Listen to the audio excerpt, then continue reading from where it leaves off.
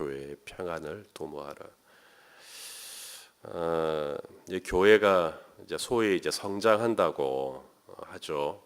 부흥한다라고도 이제 말을 합니다만은 저는 부흥과 성장은 좀 교회의 평안을 도모하라입니다. 도모하라, 도모하는 게 아니고 이 교회가 이 성장을 하고 이 부흥을 함에 있어서 필요한 게 뭐냐? 어떤 요소들이 이 교회를 이렇게 좀 이렇게 성장시킬까? 이제 목사의 설교 분명히 중요한 부분이 있습니다. 또 교회의 어떤 접근성, 지리적인 접근성뿐만 아니라 물론 교회가 가까우면 좋죠. 그 다음에 교회가 가지고 있는 여러 편의 시설들, 주차장이 되었든 또 우리 자녀들 믿고 맡길 수 있는 교회 학교 프로그램 이런 것들도 또 분명히 영향이 있습니다. 또 교회가 가지고 있는 어떤 컨텐츠, 프로그램 이런 것들도 영향이 있죠. 다 틀렸다고 할 수는 없지만 다 맞았다고도 할 수 없는 부분입니다. 정말로 교회가 성장을 함에 있어서 필요한 게 뭔가, 어떤 교회가 성장하는가? 성경은 그것을 평안한 교회라고 이야기합니다. 평안한 교회. 자, 우리 사도행전 9장 31절 말씀을 좀 같이 보겠습니다. 사도행전 9장 31절. 자, 읽어보죠. 시작. 그리하여 온 유대와 갈릴리와 사마리아 교회가 평안하여 든든히 서가고 주를 경외함과 성령의 위로로 진행하여 수가 더 많아졌다. 어떤 교회가 섰다고요? 어떤 교회가 더 숫자가 많아졌다고요? 네, 평안한 교회입니다. 평안하니까 교회가 든든히 서가고 평안하니까 수가 점점 더 많아졌다. 뭐 당연하죠. 교회가 맨날 평안하지 않는데 어떻게 거기서 부흥이 있을 수가 있겠어요? 교회가 평안해야죠. 자, 그렇다면 이 평안이라는 게 도대체 뭐냐? 초대교회 안에 아무런 문제가 없었느냐? 그러면 이 유대와 갈릴리와 사마리아 교회는 아무런 어려움이 없었느냐? 아나니와 삽비라는 헌금 잘못했다가 죽고, 야고보 사도는 헤로드에게 잡혀서 칼로 목베임을 받아서 죽고, 베드로 사도를 비롯한 많은 사도들은 수시로 감옥을 들락날락거리고, 살해되는 공회에 신문을 받고, 사울의 핍박은 또 얼마나 심했습니까? 심지어 스데반 집사는 설교하다가 길거리에서 전도하다가 돌에 맞아 죽고, 이것이 당시의 초대교회 상황이었습니다. 그런데도 초대교회가 평안했다. 평안해서 든든히 서갔다. 이것은 아무런 문제도 아무런 어려움도 없었다는 뜻이 절대로 아닙니다. 어느 화가가 그림을 그렸어요. 큰 폭포수를 그렸습니다. 그냥 큰 폭포수라는 말이 무슨 말이냐면 이게 높이가 엄청난 겁니다. 그러니 이 떨어지는 이 물의 어떤 그 세기가 장난이 아니겠죠. 그 큰 폭포수 옆에 나무가 한 그루 있는데 나뭇가지가 폭포수 쪽으로 연결되어 있습니다. 그리고 그 가느다란 그 나뭇가지 끝에 새가 집을 하나 지었어요. 그래서 거기서 이제 새끼를 낳은 겁니다. 새끼들이 어미의 품에 안겨 있죠. 그 바람에 날려서 가지가 왔다 갔다 아슬아슬해 보입니다. 자칫하면 가지가 부러질 수도 있고, 혹이라도 그런 일이 발생하면 이 조그마한 이 새끼 새들은 이제 그대로 천길 아래로, 그 폭포수 아래로 떨어져서 죽게 됩니다. 그런 위험천만한 상황 가운데 있는데 이 새끼 새들이 어미가 이제 품에 안고 있는 겁니다.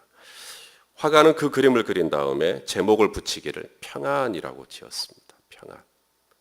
어떤 위험 요소도 어떤 바람도 없는 게 아니라 분명히 위험이 있고 또 분명히 바람도 있고, 그리고 뭔가 아슬아슬해 보이고 어려운데 어미의 품속에 있는 겁니다. 주님의 품속에 있는 것이죠. 하나님 아버지의 품속에 있는 겁니다. 그러면 그것이 평안이다. 그것이 평안이다. 교회가 평안해서 든든히 서간다. 그러면 그 교회에는 아무런 문제도 없고 아무런 갈등도 없고 그것이 과연 평안이겠는가? 물론 그런 일이 있을 수만 있다면 좋겠지만 그것 어떤 외적으로 보여지는 그런 상황들의 평안이 아니라 중요한 것은 그 공동체가 얼마나 주님 안에 있느냐라고 하는 거겠죠. 저는 오늘 본문을 묵상하면서 정말로 저희 교회가, 우리 공동체가 평안한 교회가 되기 위해서는 어떻게 해야 하는가? 무엇이 평안한 교회를 만드는 요소인가? 이런 것들을 묵상을 좀 해봤습니다. 자, 평안한 교회가 되는 요소 4가지, 그리고 무엇이 또 이 평안한 교회를 망치는지, 평안한 교회가 되지 못하게 하는지 이런 것들을 오늘 말씀을 통해서 확인하고자 합니다. 자, 평안한 교회가 되기 위해서 필요한 게 뭔가? 4가지. 1절입니다. 자, 우리 1절 말씀을 같이 보겠습니다. 시작. 우리 구주 하나님과 우리의 소망이신 그리스도 예수의 명령을 따라. 지금 사도 바울이 누구를 바라보고 있죠? 우리 구주 하나님. 하나님이 어떤 분이시라고요? 나의 구주 되신다. 그 다음에 그리스도가 어떤 분이라고요? 나의 소망이 되신다. 이게 뭐냐면 하나님을 바라보고 예수 그리스도를 바라보고 있는 겁니다. 여러분, 교회가 평안하려면 그 교회의 가장 우선순위는 하나님이 되셔야 합니다. 하나님을 바라보고 예수 그리스도를 바라봐야 됩니다. 왜 평안하지 못하는가? 하나님 말고 딴 걸 보기 때문에 그렇습니다. 예수님 말고 딴 걸 보기 때문에 그래요. 나의 구주 되신 하나님, 나의 소망 되신 그리스도, 예수님. 그렇죠? 예수님이 나의 소망이 되시고 예수님이 나의 구주가 되시고 그런 문제가 없습니다. 그러면 바깥에서 어떤 폭포가 떨어지고 나뭇가지가 바람에 나부끼고 그래도 평안합니다. 왜냐하면 하나님을 바라보기 때문에 그런 것이에요. 어미새 품에 안겨있는 새끼새들은 그저 평안한 것처럼 어떤 심란한 일이 있어도 정말 나의 구주 되신 하나님, 나의 소망 되신 하나님, 그 하나님을 바라볼 수 있다면 우리는 평안할 수 있을 줄로 믿습니다. 예수님이 오셔서 복음을 전하셨어요. 예수님이 전하신 복음이 이런 겁니다. 회개하라, 천국이 가까웠다. 이 천국이라는 말, 이게 영어로 country 혹은 nation 이런 뜻이 아닙니다. 하나님의 나라가 가까웠으니 복음을 믿고 회개하라. 자, 이 하나님의 나라라고 말씀하실 때 우리가 주기도문에도 아버지의 나라가 임하게 하여 주십시오. 이 나라라는 말이 nation이 아니에요. 킹덤입니다. 우리가 영국을 얘기할 때 유나이티드 킹덤이라고 말하죠. 왜냐하면 영국은 왕이 있습니다. 여왕이 있어요. 예수님께서 우리의 삶 가운데 지향하는 게 뭐냐면 왕국입니다. 왕국. 하나님이 왕 되시는 것. 이것이 우리의 삶 가운데 이루어지는 것이 예수님의 비전입니다. 하나님의 왕국이, 하나님의 나라가 우리의 삶 가운데 이루어지는 것. 그래서 내가 왕이 되는 게 아니라 나의 구주 하나님, 하나님이 왕이 되시고 나의 소망이신 그리스도, 주님이 나의 소망이 되시고 이것이 바로 예수님이 우리에게 그토록 주기를 원하셨던 복음의 내용입니다. 왕국, 하나님 나라의 왕국이 우리의 삶 가운데 나라가 이루어지는 것. 바로 이것이 우리 주님이 우리에게 주기를 원하셨던 거죠.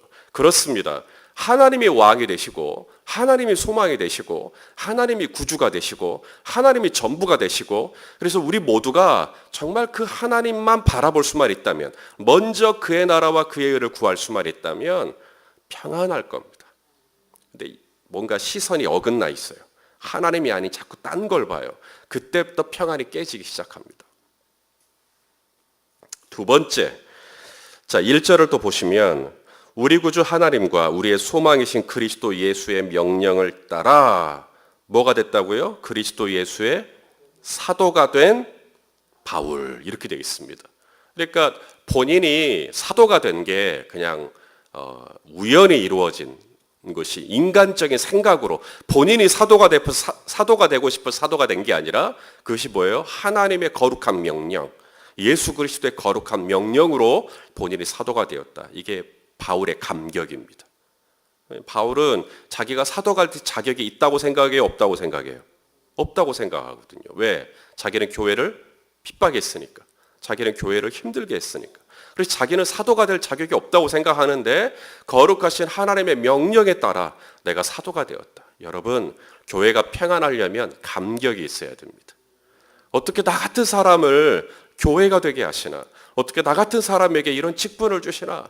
어떻게 나를 구원해 주시나? 라고 하는 감격이 있어야 돼요. 구원에 대한 감격.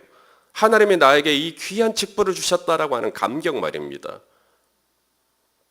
여러분, 이 감격이 사라지면, 이 감격이 점점 소실되면 감격이 사라진 자리에 들어오는 것 딱 하나밖에 없습니다. 불평입니다. 원망입니다. 이제 더 이상 감탄사가 없는 겁니다. 교회에 대한 감탄사도 없고 지체들에 대한 감탄사도 없고, 그럼 어쩔 수 없습니다. 감탄이 사라졌는데 뭔가는 들어와야죠. 그것이 바로 원망입니다. 그래서 교회가 평안해지기 어렵습니다. 세 번째입니다. 2절에 보니까 믿음 안에서 뭐라 그래요? 참 아들 된 디모데, 이렇게 얘기합니다. 디모데를 뭐라고 소개하고 있죠? 자신의 아들이래요, 바울이. 이건 실제로 혈육관계라는 얘기가 아닙니다.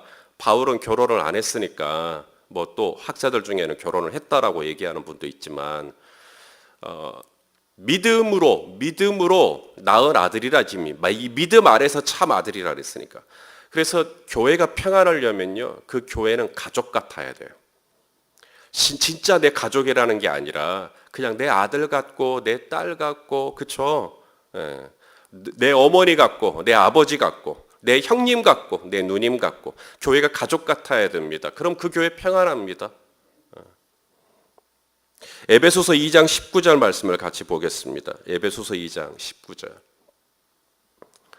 자, 읽어보죠. 시작. 그러므로 이제부터 너희는 외인도 아니요 나그네도 아니요 오직 성도들과 동일한 시민이요 하나님의 권속이라. 예수님이 십자가에서 어떤 일을 이루셨냐면, 이제는 어느 누구하고도 외인이 아닙니다. 이제는 이방인도 아닙니다. 이제는 예수 그리스도 안에서 예수 그리스도의 피로 말미암아 우리는 다 어떻게 권속이 됐어요. 하나님의 권속, 하나님의 가족이 되었다, 이 말입니다. 그래서 교회가 평안하려면 그 교회가 가족 같아야 됩니다. 가족끼리도 서로 갈등할 때 있나요? 부부인데도 서로 싸울 때 있나요? 상상도 할 수 없는 일입니까? 가족끼리도 서로 아웅다웅 할 때가 있죠. 그래도 가족입니다. 그래도 가족. 네 번째, 평안한 교회에는 뭐가 있는가? 평안한 교회에는 축복이 있습니다. 축복. 서로를 향한 축복. 2절을 또 보시면 믿음 안에서 참 아들 된 디모데에게 편지하노니, 계속 읽을까요? 하나님 아버지와 그리스도 예수 우리 주께로부터 뭐라 그래요? 은혜와 긍휼과 평강이 너에게 있을지어다. 축복입니다. 평안한 교회는 성도가 성도를 축복합니다. 평안한 교회는 성도가 성도를 칭찬합니다. 격려합니다. 좋은 말 해줍니다. 은혜와 긍휼과 평강이 집사님에게 있기를. 그런데 평안이 깨지는 경우는 딱 하나입니다. 축복이 없습니다. 비난만 있습니다. 판단만 있습니다. 계속 찌릅니다. 계속 꾸중합니다. 책망합니다. 지적합니다. 그러면 평안 깨집니다. 어떻게 하면 우리 교회가 정말 평안한 교회가 될 수 있을까? 원하십니까? 예, 오늘 이 1절과 2절 안에 모든 비밀이 다 들어 있습니다. 자, 바울이 3절에 보니까 디모데에게 에베소에 머물라 그랬대요. 에베소 교회에 머물러라. 그래서 에베소 교회를 이 디모데에게 맡긴 거예요. 그래서 디모데가 를 하는 겁니다. 그래서 디모데 전서, 디모데 후서는 목회 서신이라 그래요. 그래서 디모데가 이제 목회를 함에 있어서 이제 코치를 해주는 것이 디모데 전서, 디모데 후서입니다. 왜 에베소 교회에 디모데를 남겨두었나? 3절에 보니까 이유가 나와요. 이 아들 같은 이 디모데를 에베소 교회에서 네가 좀 목회를 좀 해라 라고 했던 이유. 자, 3절을 읽겠습니다. 시작. 내가 마게도냐로 갈 때 너를 권하여 에베소에 머물라 한 것은 어떤 사람들, 에베소 교회 안에 어떤 사람들이 있어요. 어떤 사람들이 있는데 그들을 명해서 어떻게 하라고요? 절대로 다른 교훈 가르치지 말게 하라는 거예요. 이게 목회입니다. 다른 교훈, 다른 번역으로 보니까 그릇된 교리, 잘못된 거 이런 걸 지금 가르치는 사람들이 있다. 그러지 못하게 하라는 거예요. 다른 교훈, 잘못된 교훈을 가르치는 사람들이 그런 거 가르치지 못하도록 예비하고 막고 그렇게 하라는 거예요. 4절, 또 신화와 끝없는 족보에 몰두하지 말게 하려 함이라. 지금 에베소 교회 안에 성도들이 어떤 성도들이 있냐면 다른 교훈을 막 가르치는, 교훈이라고 그랬으니까 교훈 같아요. 좋은 내용 같아요. 그런데 그건 다른 거예요. 완전히 다른 겁니다. 틀린 거라는 건 아닌데 다른 겁니다. 그릇된 거죠. 자, 그 다음에 4절에 신화 그랬습니다.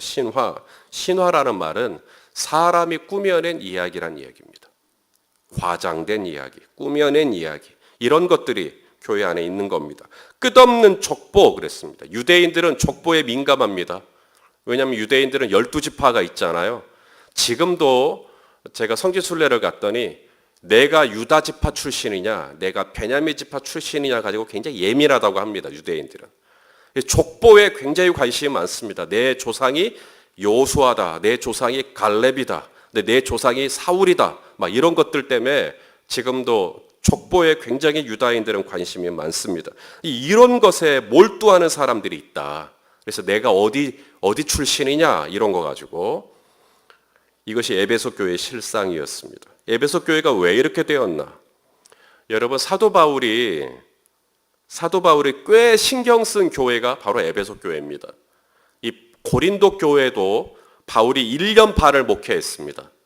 꽤 오래 한 겁니다. 보통은 며칠 있다가 다른 지역으로 옮기는 바울이 고린도라고 하는 도시에 하나님께서 말씀하셨거든요. 이 도시에 구원받을 사람들이 많다. 그래서 바울이 아멘 하고 바로 그 다음날 짐 풀고 거기서 1년 반을 머물면서 목회를 합니다. 에베소 교회는 1년 반이 아니라 3년을 목회한 곳입니다. 바울의 생애에 가장 오랫동안 그곳에 뿌리를 두고 그곳에서 목회를 했던 곳이 바로 에베소 교회입니다. 그만큼 신경 쓴 교회예요. 그런데 그 에베소 교회를 바울이 떠날 때쯤에 바울이 이제 마게도냐로 떠나고 이제 디모데에게 그 교회를 맡기는 건데, 이 사도행전에 보면 에베소 교회 장로들하고 이 부둣가에서 헤어질 때 서로 무릎을 꿇고 목을 어금맞고 이렇게 막 울면서 헤어집니다. 아주 그 장면이 절절합니다.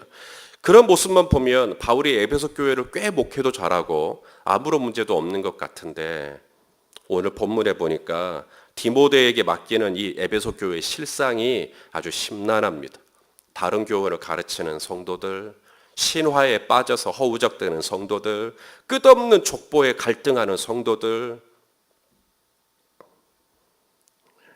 바울이 목회를 해도 교회가 이러네요. 저는 이 부분을 묵상하는데 왜 이렇게 은혜가 되죠? 바울이 목회해도 이렇구나. 바울이 목회하면 교회가 아무런 문제가 없을 것 같은데 바울이 목회해도 어려워요. 최근에 한 목사님이 페이스북에 글을 올리셨습니다.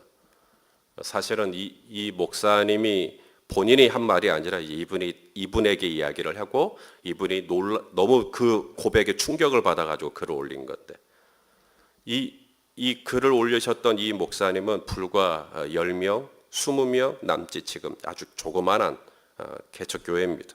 그런데 이분에게 고백을 했던 분은 누구냐면 수만 명을 목회하는 대형교회 목사였습니다. 수백 명이 아니라 수천 명이 아니라 수만 명이요. 어마어마한 메가처치입니다. 그런데 그 큰 대형교회 목사님이 이 불과 10명 남짓한 이 조그만한 교회 목사님에게 뭐라 그러냐면, 난 당신이 부럽다. 그래서 이분이 너무 충격을 받아서 본인의 페이스북에 글을 올린 거예요. 어떻게 나한테 부럽다고 할 수 있느냐.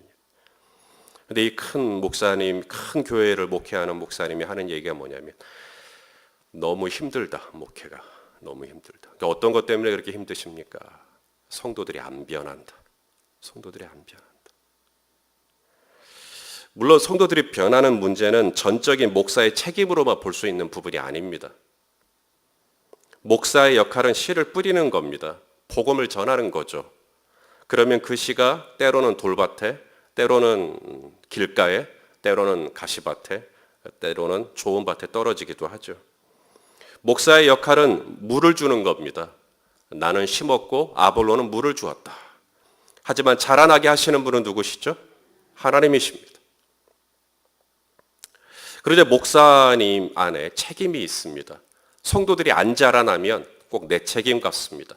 성도들이 성장을 안 하면 내가 씨를 잘못 뿌린 것 같고, 성도들이 성장을 하지 않으면 내가 물을 잘못 준 것 같습니다. 그래서 죄책감이 옵니다. 자책을 하게 됩니다. 뭔가 내가 설교를 잘 못하고 있는 것 아닌가? 내가 뭔가 목회를 잘 못하고 있는 것 아닌가? 그러니까 이 공동체가 이렇게 활기가 없는 것 아닌가? 별별 생각들이 들어옵니다. 그 큰 교회를 목회했으니 얼마나 이런 부분들이 더 심란하게 눈에 들어왔겠습니까? 하지만 10명, 20명, 저도 그렇게 목회를 해봤지만 그때는 변화가 눈에 확확 들어옵니다. 성도들 한 분 한 분이 어떻게 변화되는지가 눈에 다 들어와요. 그러니 재밌죠. 저도 그때가 참 재밌었던 기억이 납니다. 3년을 목회했는데 여전히 성도들이 다른 교훈을 가르칩니다. 바울은 그런 얘기 한 적이 없는데 성도들은 어디서 무슨 얘기를 들어왔는지 자꾸 엉뚱한 것들을 서로 진리인 양 가르칩니다. 그리고 신화에 빠져 있습니다. 허무맹랑한 이야기들을 지어내고 막 체험들을 이야기하고 막 이렇습니다. 족보에 빠져 있습니다. 목자는 유다 출신이래. 목녀는 에브라임 출신이래. 막 서로 이러면서 막 족보에 빠져가지고 사람을 판단하고 막 있습니다. 그렇게 우리가 예수 그리스도 안에서 외인도 아니요 나그네도 아니요 이제는 우리는 하나님의 권속이라고 가르쳐도 안 되는 겁니다.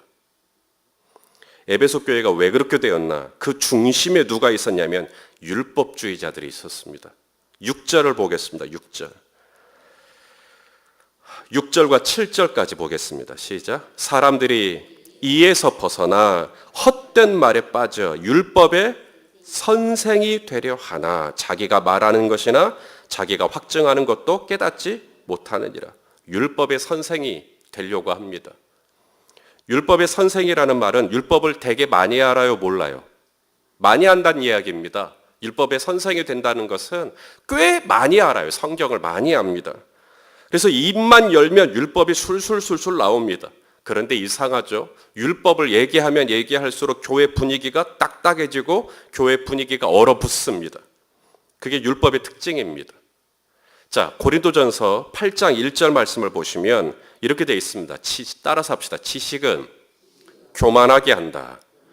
지식은 교만하게 하고 사랑은 덕을 세운다. 그러니까 이 율법에 대해서 꽤 많이 합니다. 근데 그 지식이 오히려 교회를 더 세우고 오히려 교회를 건강하게 하고 이게 아니라 내가 알고 있는 이 지식 때문에 오히려 힘들어지는 겁니다. 예수님이 무슨 말씀을 하셨냐면 마태복음 23장 23절 말씀, 이건 같이 읽어봐야 됩니다. 마태복음 23장 23절 시작. 화 있을진저 외식하는 서기관들과 바리새인들이여 너희가 박하와 회향과 근처의 11조는 들이되 율법에 더 중요한 것이 있다. 뭐예요? 정의와 긍휼과 믿음은 버렸도다. 그러나 이것도 행하고 저것도 버리지 말아야 할지니라. 자, 서기관과 바리새인들 이들은 율법의 선생입니까? 율법의 선생이죠. 이들은 율법을 빠삭합니다. 그런데 이 율법이 능통한, 소위 말하자면 율법에 능통한 서기관과 바리새인들이 어떻게 했습니까? 공동체를, 형제를 판단하고 형제를 정죄하고 형제를 비난하고 그랬죠. 예수님은 이러한 서기관과 바리새인들을 아주 호되게 뭐라 했습니다. 너희들이 율법에 더 중요한 걸 놓쳤구나. 율법의 선생은 되고 싶어 하는데 율법에 더 중요한 게 있다. 그게 뭐라는 거예요? 정의와 긍휼과 서로를 긍휼히 여겨주는 것. 그리고 또 뭐예요? 믿음. 여러분, 율법주의자들은 되게 신실해 보여요. 박하와 회향과 근처의 11조까지. 우리가 먹는 일반 그 식단의 조미료의 11조까지 하나님께 드렸다는 거예요. 엄청난 거죠. 뭐 그렇게까지 11조를 드릴 필요가 있는가? 이제 그만큼 막 하는 거 보면 되게 신실해 보입니다. 아는 것도 많고. 근데 그럴수록 더 가르치려고 하고 안 되더라는 겁니다. 성경은 우리에게 더 중요한 게 있다. 더 중요한 게 바로 정의와 긍휼과 믿음. 여러분, 교회는 긍휼과 믿음이 있으면 화목해져요. 평안해집니다. 그런데 율법을 얘기하고 법을 얘기하고 법을 얘기하고 법을 얘기하고 법을 얘기하면 점점 교회는 얼어붙습니다. 냉각이 됩니다. 굳어집니다. 법은 필요합니다. 오늘 본문에도 법은 분명 좋은 거라고 얘기합니다. 그런데 율법주의가 되어버린 율법주의가. 저는 저희 교회가 평안한 교회가 되기를 원합니다. 이 땅의 모든 교회가 그리스도의 몸이 다 평안하면 좋겠어요. 어떻게 하면 그렇게 되는가? 분명 율법은 좋은 겁니다. 교회 안에, 공동체 안에 법은 있어야 돼요. 그런데 그 법이 모든 것을 결정하고 그 법이 아니면 안 된다는 식으로 주의로 가버리면 위험해집니다. 대신에 누구를 바라봐야 되는가? 나의 구주 되신 하나님, 나의 소망 되신 그리스도 예수를 바라보아야 합니다. 교회는 절대로 이분에게서 우리의 시선이 잘못된 다른 데로 가면 안 됩니다. 또한 나를 구원해 주신 감격을 가지고 있어야 됩니다. 예수 안에 우리가 다 한 권속임을, 한 가족임을 절대로 잊지 마십시다. 모일 때마다 서로 은혜와 긍휼과 평강을 빌어주는 겁니다. 축복을 빌어주는 겁니다. 좋은 말 해주는 겁니다. 그러면 평안할 수 있습니다. 바로 이 은혜를 굳어버리게 만드는 것, 그게 바로 율법입니다. 우리 안에 평안이 가득 찬 그런 은혜가 있기를 예수님의 이름으로 축원합니다.